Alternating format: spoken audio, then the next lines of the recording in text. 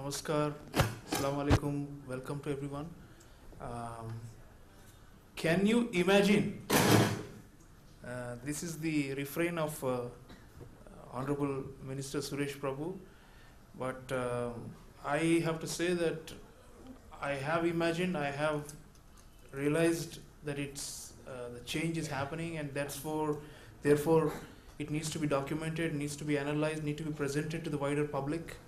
And the unimaginable has happened, as Suresh Prabhuji was saying, and indeed it's a matter of national pride and also for India being a conscious global citizen to be playing the role that it ought to have played, but it hadn't until this man came along. So the point I'm trying to make in the book essentially is we were underperforming and under-delivering in world affairs until Narendra Modi. And all of this has transformed in 2.5 years, largely due to, by dint of his personal drive and belief about India playing a larger role in the world, becoming, as the Modi administration says, a leading power in the world. Hindi में कहते हैं महाशक्ति बनने के लिए ऊपर से आवाज आनी चाहिए. भारत का एक नया चेहरा उन्होंने दिखाया है दुनिया भर में, तो उसके लिए political will from the top. That's what I think is the key point of this book. It is a political book. I want to admit and say it openly. A number of diplomats have been challenging me, saying, no, there's more continuity, and you have underestimated the achievements of previous governments. But my point was that political will, when it changes, it has a capacity to transform the way we deal with the world. So I've projected Prime Minister Modi as a transformative leader. Suresh Prabhuji wants me to write on domestic issues, but maybe that's I don't really, as an academic, I'm conscious of my limitations.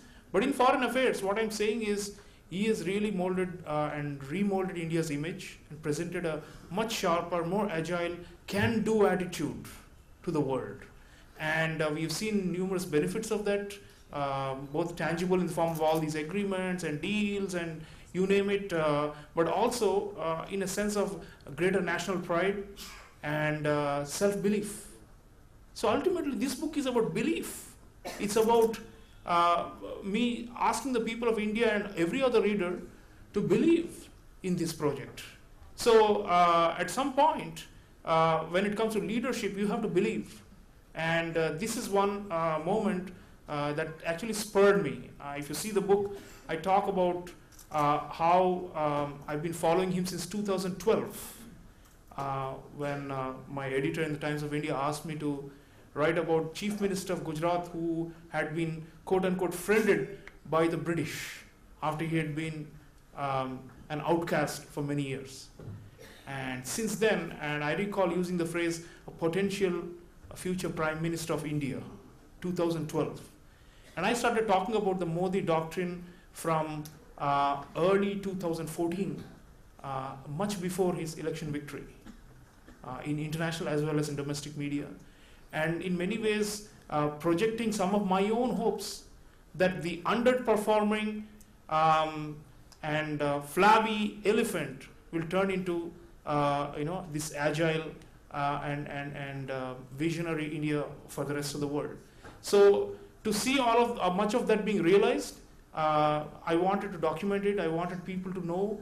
There is a sense that foreign affairs are somewhat esoteric and beyond the reach of ordinary people, and that they cannot it's like unintelligible, and it happens behind closed doors, and it's all about so-called rational interests and negotiation and cold-blooded calculation and so on. But what Prime Minister Modi has brought, and which I show in this book, is he has simplified it to a great extent, because it's out there. Much of it is public diplomacy.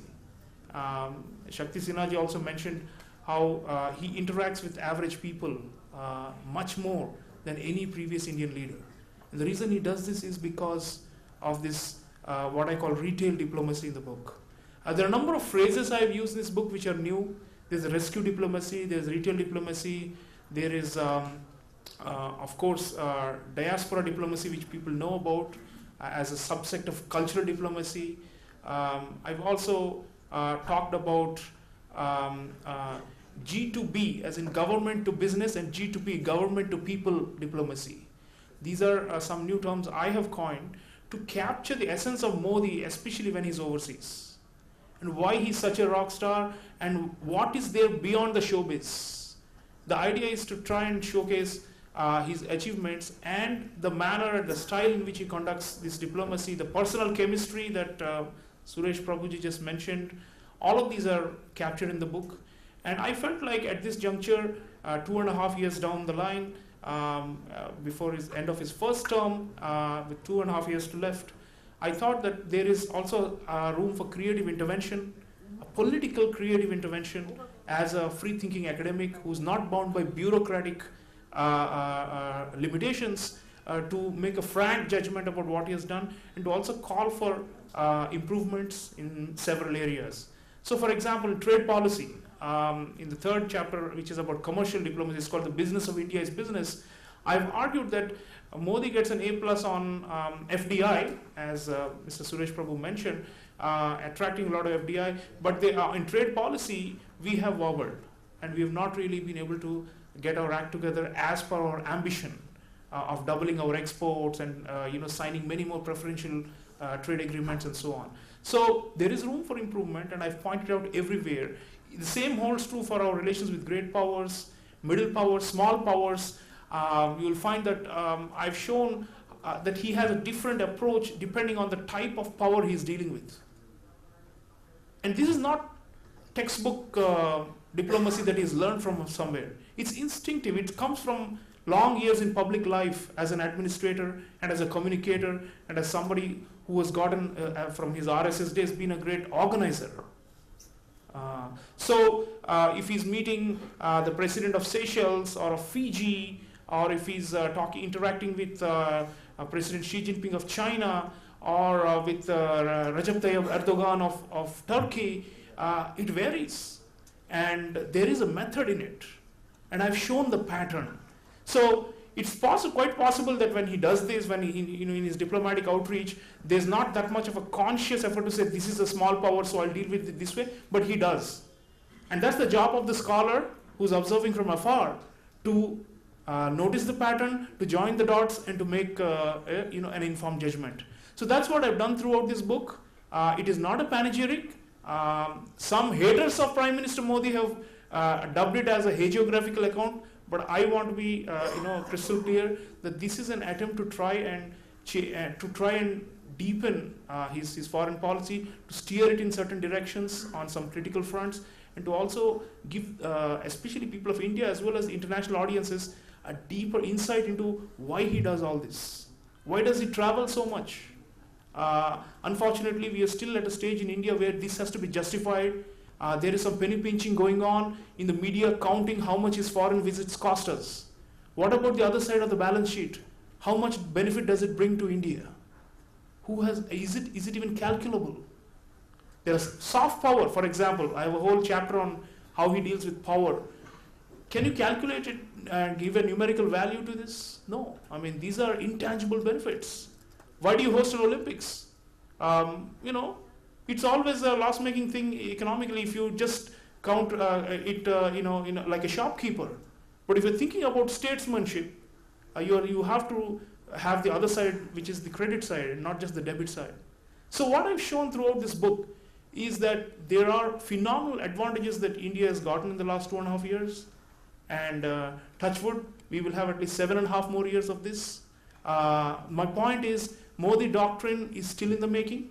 And it's a sincere call and an appeal for people to support what he's doing, because ultimately his public diplomacy and the effectiveness of his foreign policy depends on domestic consensus.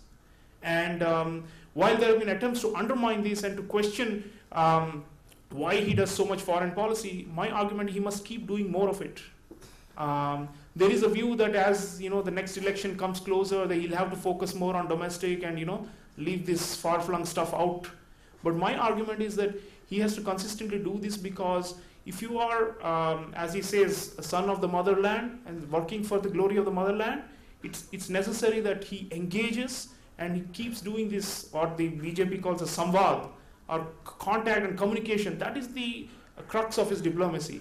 And of course, there are some hard-headed, some hard-nosed decisions he has taken at important junctures, the surgical strikes being one.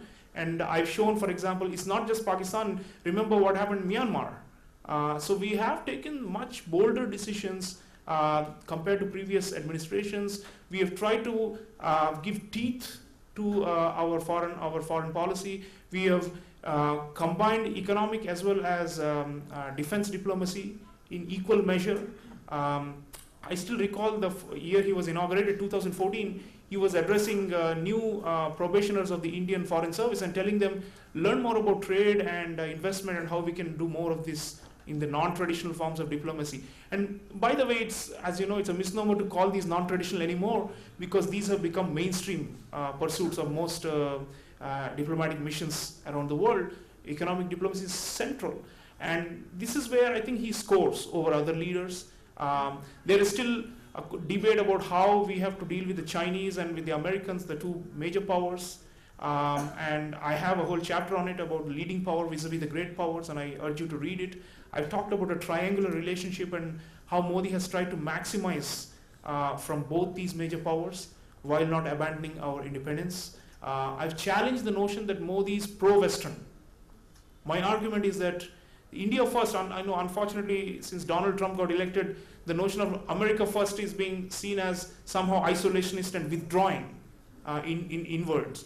But India first is different. For Modi's India first is, the argument is that we will negotiate hard and we will obviously stick to our guns, but we will also push our interests. But it's all in a context of a liberalized, globalized world. So I've shown that this doctrine is very different from the previous doctrines we've had. There was a so-called Indira Doctrine and then the Gujral Doctrine. These are all short-lived and all relating only to South Asia, our immediate neighbors. But this is a global doctrine.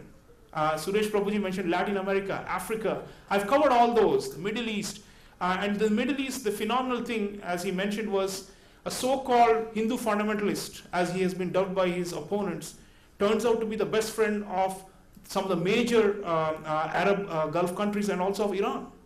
So what are we seeing? I mean, we need to move out of this prism of narrow-minded political, domestic political prism has been infracted onto foreign affairs. I think it's a mistake. I do accept that domestic constituency is needed and consensus is needed, and I think that's happening. He's carrying along the public. Most people approve of what he's doing around the world. And I think that's the critical link, and he's of course showcasing a different India to the rest of the world. He's a great marketer and a great salesman of India. I've shown that in to great lengths. So all I would like to say at the end is that Modi doctrine is something that we have not imagined in the past, and the time has come and we are undergoing it, we are passing through it. It's a transformative effect. Sometimes we are alien to change. Sometimes we are overcautious. Sometimes we believe that, maybe he's taking a risk.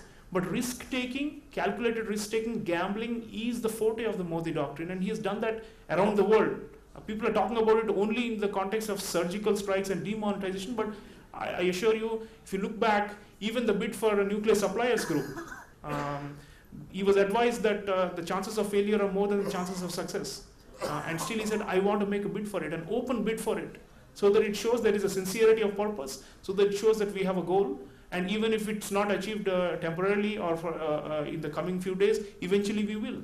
It's another. So a lot of this is making public our aims and aspirations, our inner desires to be recognized, to be a great power. And I think he's the carrier of our dreams. So thank you very much. Thank you all for coming.